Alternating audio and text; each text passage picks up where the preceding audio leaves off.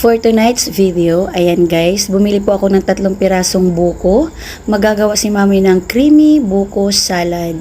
So ayan, magpe-prepare na po tayo para sa ating New Year celebration. So ngayon, ito po ay lalagyan ko lang siya ng fruit cocktail na maliit lang. Kasi kaunti lang naman yung aking buko.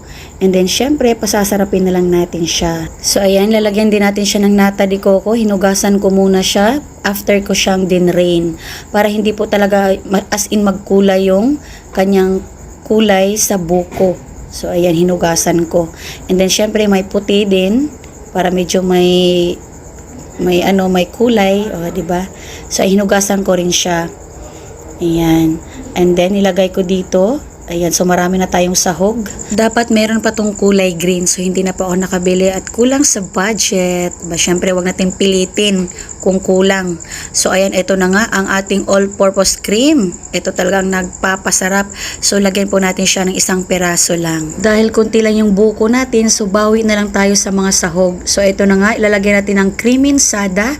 So ito na po guys, itong cream insada na to is matamis-tamis na siya at siya creamier talaga. So ito na, nilagyan natin ng 1 lata. So halo-haluin lang natin. Ayan na siya guys. O di ba? Super creamy. Wow. Ayan na siya guys. O di ba? Ang sarap. Ayan yung tinan nyo guys, yung nata de coco, medyo nagkulay red yung buko salad, pero it's okay lang. So ayan, nilagyan din natin na siya ng pasas or raisins. Ayan. So nagpapakulay. At syempre paglagyan po natin guys ng condense, tansyahin lang natin kasi hindi rin masarap kapag sobrang tamis. So ayoko po ng mas matamis. Gusto ko yung sakto lang. Ayoko rin ng sobrang pag kinain mo masakit sa lalamunan. So ito lang ang ilalagay natin, tansyahin at konti lang dahil matamis na po ang creamy insada. So ayun, paghahalo-haluin lang natin.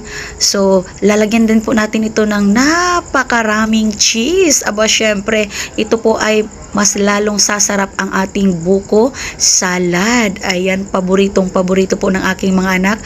Maraming cheese. Wow, tingnan nyo guys, 1 bar po ang aking nilagay na egg and cheese. Wow, tingnan nyo guys, o diba?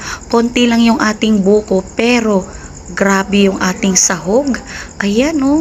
Panalong-panalo ang gawa ni Mami Winsel Pullover na buko salad. Wow, ang sarap-sarap. O diba? Tingnan nyo guys.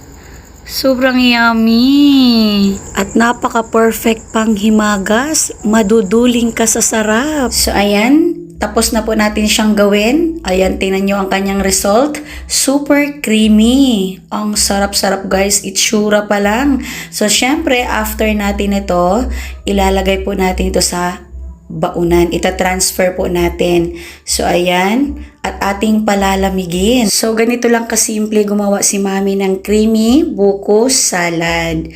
So ayan guys, thank you for watching. Bye!